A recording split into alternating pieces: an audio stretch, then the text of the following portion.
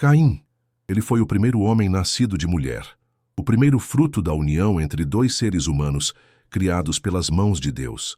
Seu nome era Caim, e seu legado seria lembrado não por seus feitos de justiça, mas por ser o primeiro a permitir que a inveja e o pecado o consumissem até a ruína.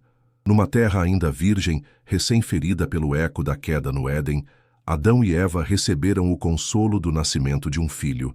A esperança florescia em seus corações. Quem sabe, aquele menino pudesse ser o prometido da profecia, o descendente que pisaria a cabeça da serpente. Mas os planos de Deus seguem rumos que o homem não conhece. Caim cresceu, e com o tempo, os sinais do coração humano começaram a se manifestar. Ele era lavrador da terra.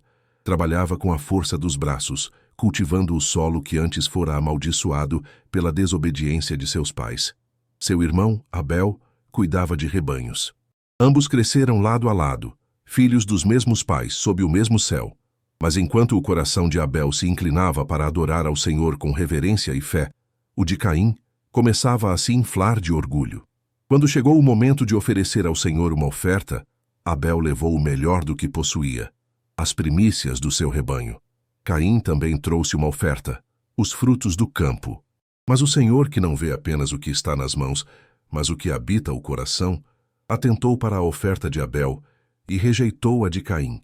E foi nesse momento, nesse ponto decisivo da história, que algo se rompeu no interior de Caim.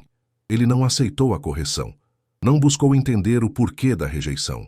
Ao invés disso, permitiu que a raiva, a inveja e o ciúme ganhassem espaço.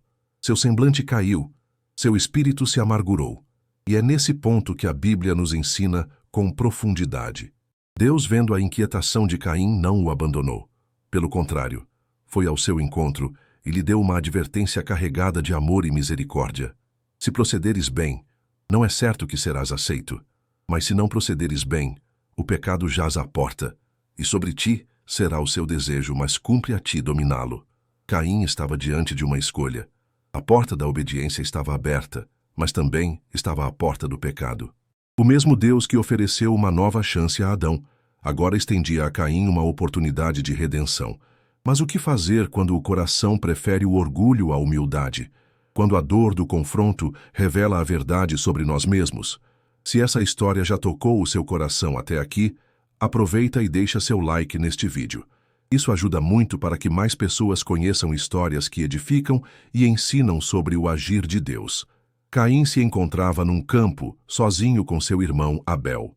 Não havia multidões, não havia testemunhas humanas. Apenas os dois e o céu. E ali, na solidão daquele espaço, um plano nascido do ressentimento tomou forma. A ira que antes se alojava no coração, agora ganhava mãos, força e violência. E o que era para ser um laço de sangue entre irmãos, tornou-se o primeiro derramamento de sangue da história humana. Abel, o justo, foi morto. E a terra, que até então recebera apenas o orvalho e o suor dos que a cultivavam, agora se embebia do sangue inocente de um homem. O crime hediondo foi cometido, mas Caim acreditava que o silêncio do campo encobriria sua culpa. Então veio a voz do Senhor. Onde está teu irmão Abel? A resposta de Caim ecoa até os dias de hoje. Não sei. Sou eu o guardador do meu irmão? Uma resposta fria, seca, carregada de rebeldia. Mas Deus, que tudo vê, revelou a verdade. A voz do sangue de teu irmão clama a mim desde a terra. A justiça divina não tardou. Caim foi condenado a ser fugitivo e errante sobre a terra.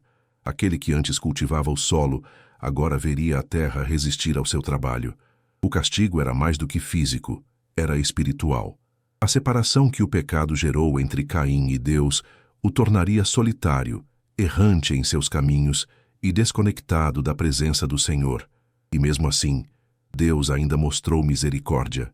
Quando Caim temeu ser morto por outros homens, Deus pôs nele um sinal, um marco, um selo de proteção. Não sabemos que tipo de sinal foi, mas sabemos que era suficiente para impedir qualquer um que quisesse lhe fazer mal. Essa atitude de Deus nos revela algo profundo. Mesmo quando o homem cai no abismo mais escuro do pecado, a misericórdia divina ainda se manifesta. Não para aprovar o erro, mas para conter o caos. O sinal em Caim foi a prova de que Deus ainda estava no controle da história, mesmo quando ela parecia desmoronar. Ao longo da vida, Caim se tornou pai, construiu uma cidade e teve descendentes. Mas o seu legado não foi esquecido. Os escritos do Novo Testamento mencionam seu nome como um exemplo a não ser seguido. Em uma das cartas está escrito: "Não sejais como Caim". Em outro texto, lemos sobre os que seguem o caminho de Caim. A história dele se tornou um alerta, um espelho que revela a face do pecado quando ele não é vencido. A jornada de Caim não termina com sua punição. Após ser marcado por Deus, ele parte para as terras de Nod, uma região que significa errante, e ali constrói uma cidade. Isso pode parecer um avanço, um recomeço, mas quando olhamos com mais atenção, percebemos que a cidade não simboliza um lar de paz, e sim o esforço humano de mascarar um vazio espiritual. Ele deu ao seu filho o nome de Enoque, o mesmo nome de um homem que mais tarde andaria com Deus. Mas ao contrário do Enoque da fé, Caim caminhava longe da presença do Altíssimo. Seu legado cresceu em número, mas não em comunhão com Deus. Seus descendentes foram os primeiros a desenvolver profissões e habilidades: pastores, músicos, forjadores de metais. A civilização progredia em cultura, mas não em caráter. E assim como o pecado de Caim não foi vencido, seus frutos também amadureceram em seus filhos. Um de seus descendentes, Lameque, não apenas cometeu assassinato, como se gabou disso.